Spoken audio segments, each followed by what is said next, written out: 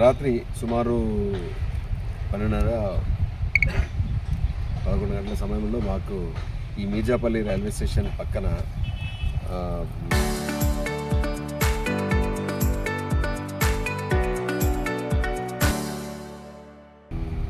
ఒక మర్డర్ జరిగిందని చెప్పేసి సమాచారం అందింది.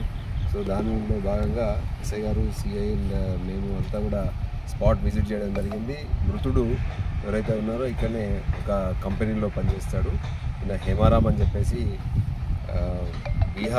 జార్ఖండ్ రాష్ట్రానికి చెందిన సింగ్భూమ్ జిల్లా నుంచి వచ్చి ఒక 20 సంవత్సరాల యువకుడు. ఆయనని ఒక ఏదో గుర్తు తెలియని వ్యక్తులు ఒక రాయితో బౌల్డర్ తోటి తల మీద మోదీ చంపినట్లు తెలుస్తుంది.